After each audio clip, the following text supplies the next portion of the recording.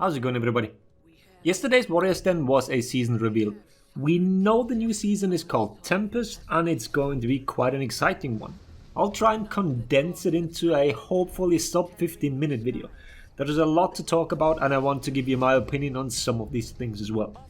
We will obviously look at it in depth once we get these changes, but for now it's a little bit of speculation as well. The most important news for everyone is probably that we're getting unique executions again at the start of this season. All the React Andy videos are probably already out, so I'll leave those circus fests for you to enjoy, no need for me to do it. But it is quite cool that they're actually doing unique ones again. Guess we need to find something else to complain about now. Regarding the changes that are coming at the start of the season, I've made a video about some of them already, so feel free to check that one out as well. Sticky dodges for one. We know what it is and we know the frustration that it brings. Now we have to wait and see how the fix feels. I hope we won't be sitting here in 3 weeks crying our eyes out, bring back sticky dodging. I have high hopes. It is a great change. Then the warlord changes real quick before we talk about the two testing ground heroes. Crashing Charge no longer chains into itself, no longer has armor and no longer unbalances. We were wondering how they are fixing the issue of chaining from knockdowns. Well, the simple fix was to not have knockdowns from it anymore. So yeah, the move will still lead to tons of ledges because of map design, but Warlord won't be able to find their ledge no matter what anymore. So let's talk Orochi and Raider changes. First Orochi, the big thing are the recovery cancels. Ever since Shunhu, we all know how good those can feel, and Orochi's just got buffed even more. They are 200 MS into the recovery now. Shunhu's are at 333, just to give you an idea of how early these are. Also, dodge attack recoveries can now also be dodge cancelled. Whether that includes the kick, we will see. One line that Stefan said is that this low number had some implications on one thing confirming the other. Ubisoft being aware of this and making further changes, I do expect that they tinker with hit stun values on Orochi. How exactly these are looking now we need to test ourselves, or maybe we can see those in the patch notes, but expect some things to maybe feel off in that department.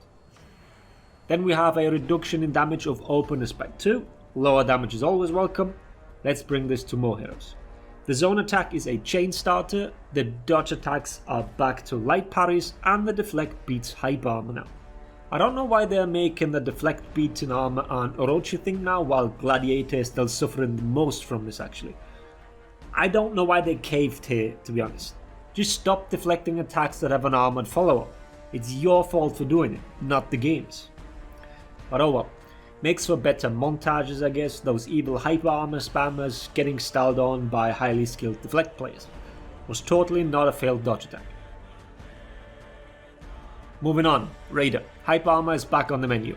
It's 100 MS into the move on chain attacks. This means 100 MS earlier on the second chain attack and 100 MS later on the finishes. At the moment, finisher hyper armor kicks in instantly.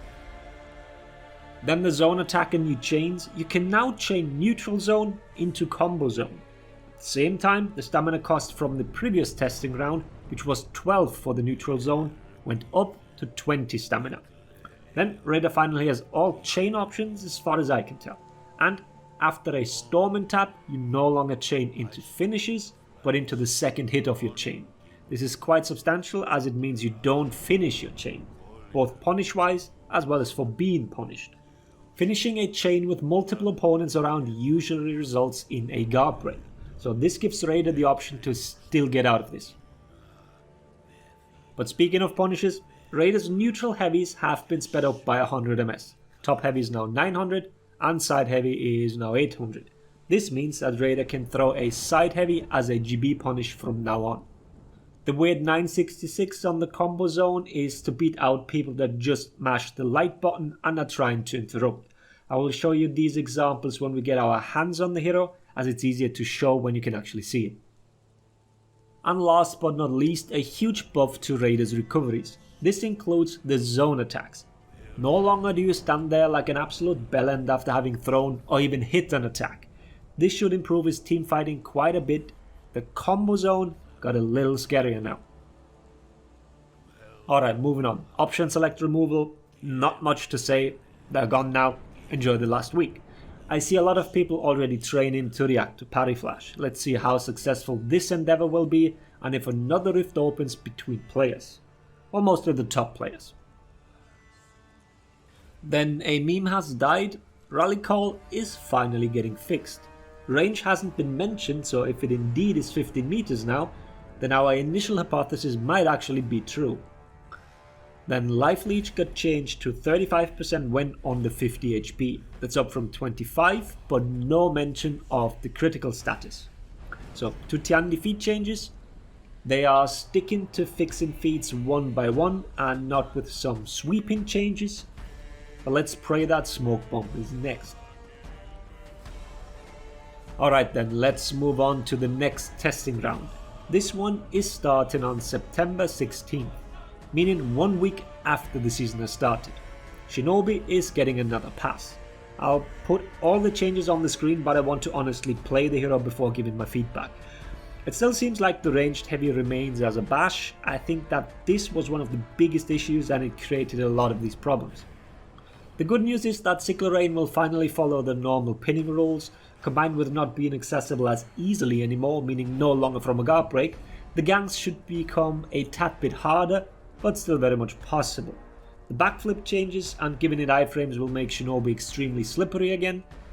The slide said that it no longer has GB vulnerability, but Chasey corrected it, saying it indeed will have GB vulnerability now.